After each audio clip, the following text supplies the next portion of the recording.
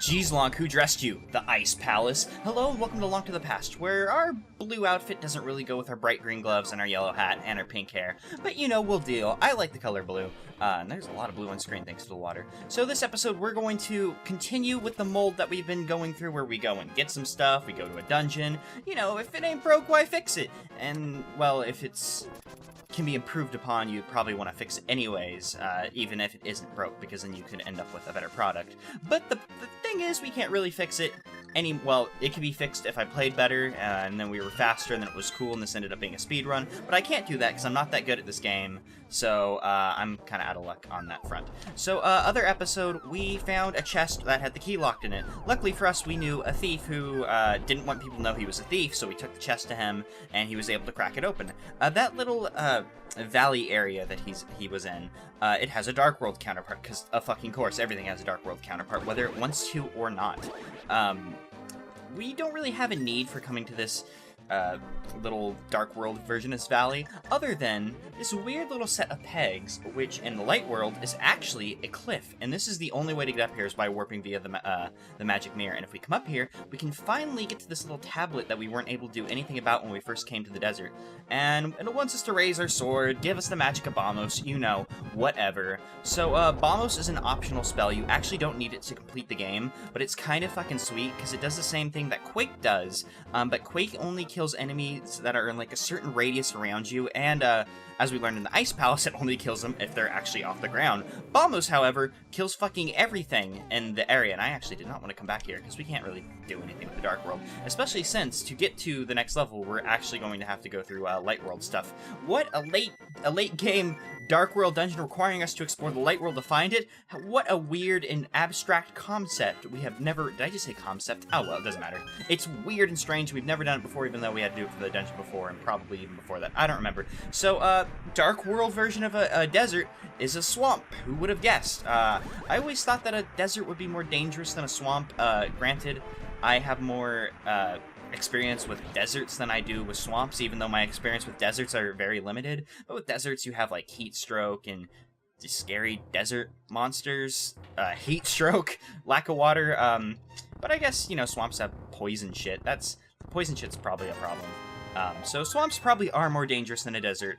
Way to make a statement, game. Also, way to give us a heart piece. So, and way to get confused, ball of damaging light. That's very confusing. So, the next level is surprisingly in this new area we've discovered.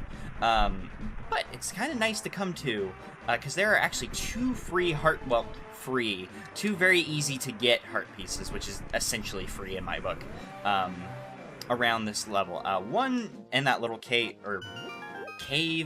it was viney, a vine cave, or whatever, right next to the level. And then there's this one that you just warp into the Light World, and you get up onto this cliff that we hadn't previously been able to get to, because you have to go through the Dark World to get to it. What? A cave that you can only get to by warping through from the Light World? Whoa, that is weird. Yeah, this is probably the last time we're gonna see it, maybe? Probably not.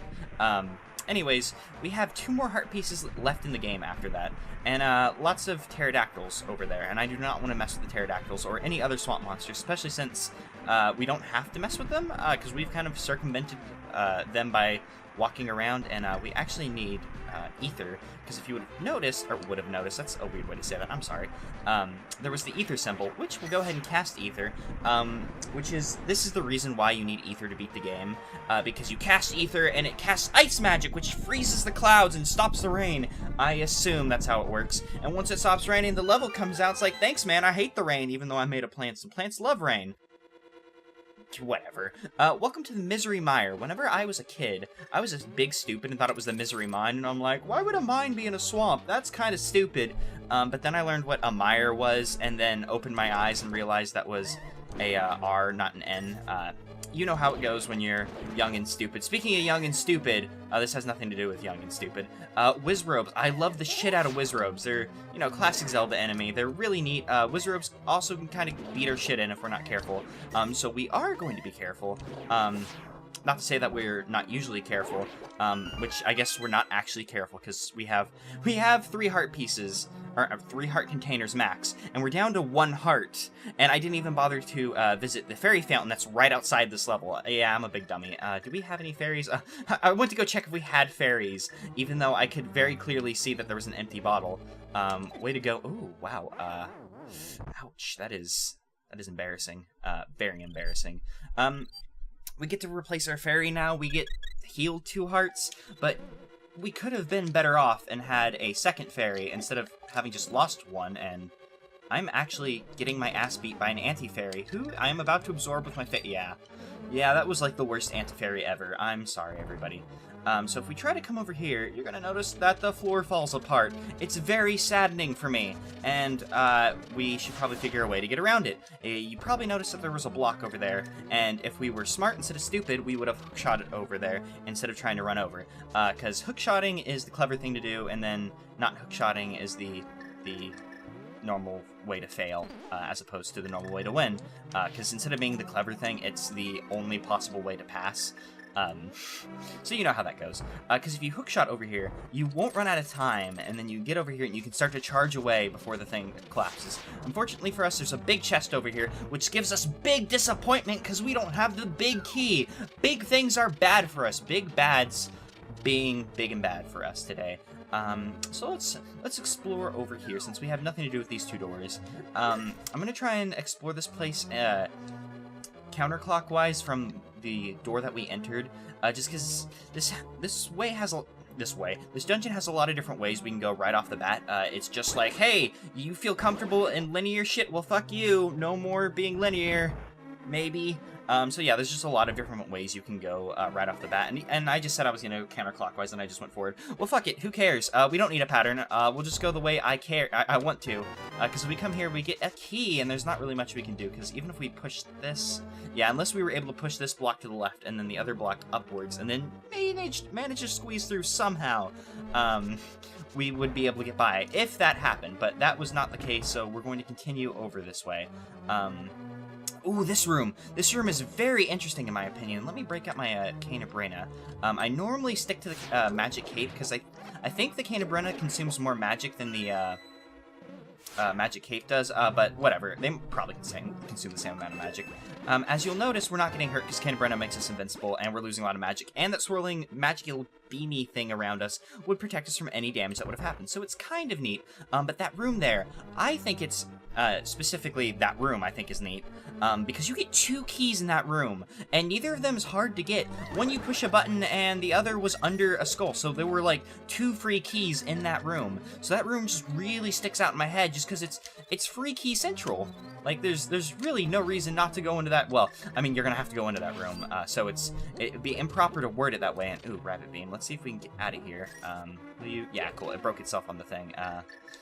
On the ledge, because I don't want to deal with the rabbit beam, because I'd really rather not be a rabbit, because what I would prefer is to collect an anti-fairy in our bottle, because does that fill up our bottle, or are we still lacking 1? I have lost count of fairies we have collected. We're lacking 2 even. Wow, I have really lost count. I thought we had been making fairies, not losing fairies. I guess we've had a profit of 1 fairy since we've entered the dungeon, despite dying once, so I guess we're doing well for ourselves, and is there really not, like, any Zols or anything? Interesting. I figured, like, a Zol would pop out and try and fuck our shit. Well, a Zol beating us up, that would be the day. Zols are so weak. But I figured, like, normally in those rooms when there's, like, nothing and, like, a long, like, stunt of stuff to do, a Zol will pop out, but there was just no Zol. They were just like, you can go. This is just, here to get you through the dungeon. And I'm gonna go ahead and hit this crystal switch, because if I remember correctly, there were a bunch of the little blocks that would get in our way in the first room, so we might as well hit it. Also, this may be the only crystal switch in the dungeon, so extra reason to hit it. Let's just get the fuck out of here. Dang it, managed to get me. That's a shame and a half, because I want to go back in there and check what's in these skulls, and I don't think that... Oh, cool. I changed back right in time to make myself safe from the thing, and I think this is... Yeah, that's where the rabbit beam came out of, so... no keys in there, so that is good, because I don't want to leave any keys behind, because the keys under the skulls are, like, cruel mistresses, because it's like, well, I can't find any keys, and I'm so lost in this dungeon, and then they're just, like, under a fucking thing, and ooh, that's gonna put us under Oh, nice. I was like, oh man, we're not gonna have enough magic to turn it into a thing, but now we don't have enough magic to do anything. So, double-edged sword, that one, and I'm gonna go ahead and get away from that, because that is not a double-edged sword. That is a blade trap, or spike trap. I don't know if they have different names. Blade trap sounds better, so they're all blade traps, regardless if they have blades or not, in my eyes. But yeah, we have to check every single skull, otherwise we'll get screwed, and then we'll be like, oh, where's the key? So it's just better safe than sorry, that kind of junk. And now that we've opened up these kind of block thingies, we can check what's up there, and I'd rather do that now before we explore off to the left and use the key. I don't know, that's just how I feel about this right now. Although we could go over here, actually. I want to check what's in here. Oh, nothing going on in this room. This is just an alternate way to get to a room that we've already been in. Also, there's a fairy, but I don't think we have any magic, although I'll give it a shot, because why not? Worst case scenario, yeah. Worst case scenario, we would just have to dodge it. And as long as we have our handy-dandy hookshot, we can just invincibility frames our way to victory. So there we go. We're able to continue onwards, because the game doesn't consider anti-fairies to be actual enemies, because it's not like a big secret how to, like, you know, kill an anti-fairy. But it is like a minor secret that I don't think they, like, show off too much in-game, so it's like, why do it? And also, speaking of why do it, this door takes us back into that main hub room, so it looks like we're gonna be keeping our key because we just like completely walked around it. So I guess we get to keep one of our keys, and I'm gonna run away from you because we do not have enough magic, unfortunately, anymore.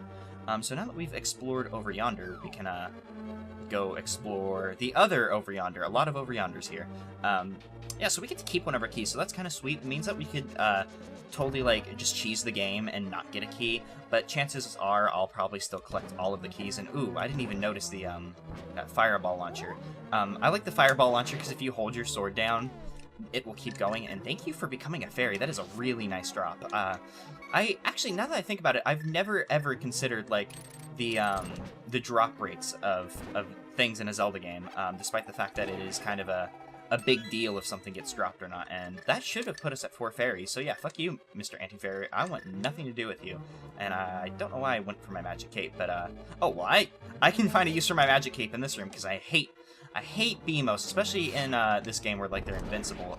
Looks like there's not a chest in this room, but there are skulls, which means, oh, damn it, I should have just stuck to my magic cape instead of, pretending, I was brave, and by that I mean I should have, used my brain. Because bravery and brainery can be the same thing, if you know, courage doesn't matter if you're stupid, that kind of junk. So whatever, we were able to get around them, at the cost of a fairy, but unfortunately for a level, there's a fairy right out here, who wishes to break itself upon my magic powder, if I could could break itself upon me. Well played. And also, there's another crystal switch in here, so I guess I was incorrect earlier about there not being any other crystal switches in this level. So, my bad. I am sorry for lying to you. It was unintentional, I promise, and I would... Oh, damn it. I was trying to get out of there before we got our shit fucked in, but unfortunately, our shit was destined to be fucked in.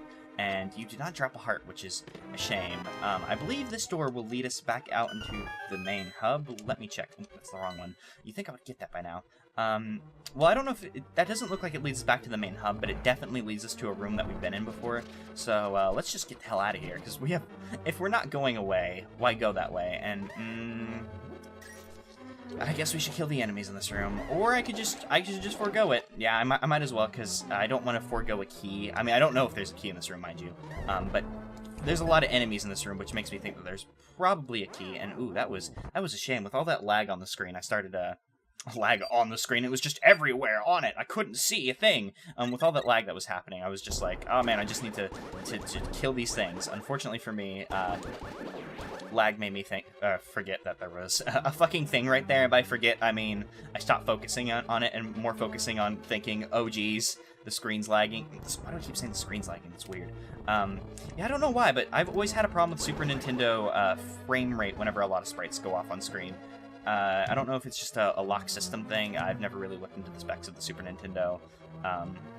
Might be a fun thing to do in one day, and unfortunately for us, they thought it was a good idea to surround us with whiz robes, but those whiz robes can get fucked easily, so not like it matters. Oh, these whiz robes move! I thought the green whiz robes would be like static whiz robes, and then there would be like a different color where we would encounter later, but no, it just looks like all whiz robes are the same, but some of them have better powers than others. Who knew? Also, by lighting all of these things, we get to hold our fire rod up triumphantly, and we've managed to make a thing move.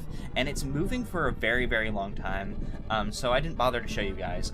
But the room below us and to the right, if we would have gone in there before lighting all the torches, it would be a very, very small room, but now that we've lit them all, it's a very big room. And let's just check over here. Nope, there's not a thing, but let's see what Sarah Hossela has to say. Light the 4 torches to open the way. Thanks, Sarah Hossela. Way to be fucking behind. And despite the fact that this doesn't have like the gradient that the drop-down areas normally have, this is a drop-down area. I don't know why they didn't bother to put it there. I guess they figured it wasn't important, seeing as it's really the only thing you can do. And even though we have the big key and could go forward, I would actually rather backtrack to go get that big chest, because you know, going without the dungeon item might not be the best idea in the world. So we'll just explore backwards. Put her hat on backwards, go back to rooms we've already been into, pretend they're new, you know, that kind of stuff. So I'll walk into the big key and be like, oh, hooray, we finally found the big key, or the big chest, big key, everything's big in this game.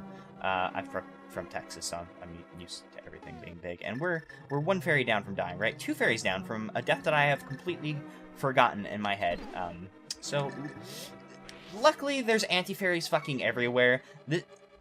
The amount of anti-fairies really diminishes the difficulty of Dark World dungeons. Not that they're like too difficult, but as you've noticed, there are quite a few situations where I've died, and I managed to fuck that up badly and die again. So yeah, we've died quite a few times. So if it weren't for the fairies, we would just be totally out of luck. So we're lucky that they're here for us. They got our back. These fairies are our girls, and unfortunately we can't jump down from here, so we have to continue all the way over. They probably make you go all the way back, because as you heard, that the thing was still collapsing when we were in the other room, so it probably has to go a certain way to reset the room. So they make you do that. And ooh, this is about to hurt our face, but you know, we can take a fireball to the face for the good of collecting a single fairy, because that supplies us with 3 more face hits, as opposed to the one that we lost. So the Cane of Samaria, Canis Maria makes blocks, which makes block puzzles a breeze, right? It's a super useful item that's really cool, and everybody loves it. I mean, if you've ever played Oracle of Ages, you know it's fucking awesome. Well, in this game, it's kind of a piece of shit. It doesn't really do much, and it's kind of lame, and it makes me very sad, because I really like the Canis Maria. It got a nice, I want to say buff, but that's not really the right word. It got a nice upgrade in Oracle of Ages, because in this game it's not really that useful. There's not too many puzzles that that utilize it very well, so it's just kind of left out in the dust, and it's just very, very sad, and I feel bad for it. It does, however, in the Ice Palace, the level before you get it, if you come to this level first, you circumvent having to do the puzzle at the end of the Ice Palace where you have to push blocks down to the floor below, because you can just use the Canis Maria to hold it down, which is kind of neat, but you know, whatever. And I think we've explored the majority of this dungeon. Yeah, there's a bit we haven't explored, but that leads us to the boss, so if we keep going forward, I'm about to get hit in the face. Damn it. I was hoping the hookshot would continue onwards, give us the invincibility frames, and keep us safe from the shot, but it hit the anti-fairy, and for some reason, hitting the anti-fairy blinks it off of it instead of, blinks it off of it. It's not the correct phrase to use at all. I don't know what the correct phrase to use. The anti-fairy was just like, yeah, I'm hard enough to make your thing stop. Even though it realistically should just pass through it and just be like, hoo, it doesn't hurt me, but it doesn't do anything to me, but instead the game's like, nope, fuck you, bounces off. So that is kind of a shame. Speaking of kind of a shame, there's not another anti-fairy, but there is another rabbit beam. That's upsetting, but luckily the skulls can stop rabbit beams. I didn't think they could, so that's kind of a nice discovery. I can't believe I didn't know that previously. So, you know, whatever floats the game's boat. Is there anything going on over here? There's a skull with a key. No. Oh, a magic decanter, though. Honestly, right now, that magic decanter might be more useful than a key, because we have 2 keys, and we've learned that one of them we're not going to end up using, because we circumvented having to use it by going around. So, whatever. I'll take what I can get. So we'll use our key here, and everything will be good. And, oh, it's just the money room, so that's nice. Just a little optional money room. At the cost of our free key at this point. So, whatever game, you can have my free key. There's a gold Zol. Wait, is that Zol? That Zol was, like, under the ground when it hopped at this. That's kind of weird. And, oh, yeah. If we pushed that button, which would have opened the door, but then we stepped off of it, making the door close. So we use the Canis Maria, and it holds it down. So there's, like, maybe... There's that puzzle we just did, the puzzle from from the Ice Palace, and it gets some use in the next level, and a different kind of speaking, not in terms of block puzzles, you'll see when we get there, but the Cane of Samaria is just, it's not all that useful in this game, which is really lame, because I really like the idea of the Cane of Samaria, and they totally make it more useful in Oracle of Ages, so it's one of my favorite items in the Zelda series, which is a shame, because it's in 2 Zelda games, and one of the games it's in, it's a piece of shit. So it's kind of a shame. And let's go. Oh, I was hoping to magic cape right as I ran into it, but despite pushing the button, it didn't go off because there's a bit of a. I don't want to say there's a bit of a. I don't want to say it's exactly a delay, but there is a delay in the magic cape going off, and we have enough. We have enough.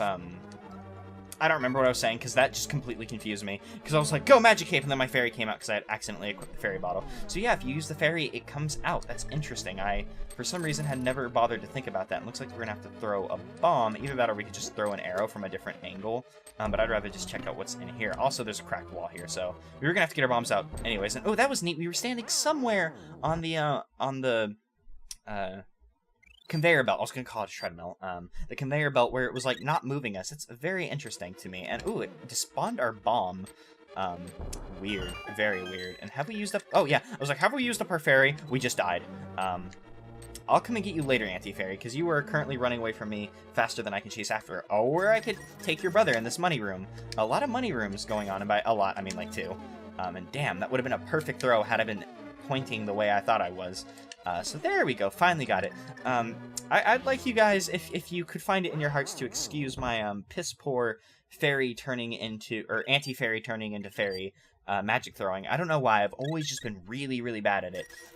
Oh, damn, for a second there I thought the fairy despawned, and that was going to make me very, very sad. Because if he had despawned, or she had despawned, the fairy's most likely a girl. Given the fact that fairies tend to be girls, especially, like, all the art for the fairies in this game are girls. So it's a girl. That's not the point. I would have been sad because then the fairy would have spawned and we wouldn't have gotten to fill up our fairies because we can use this anti-fairy in here if I can find the little asshole to fill up our thing. And luckily these things shine in the dark, and unfortunately for us I was too close to it. It's better to get it when it's going away from you than coming towards you.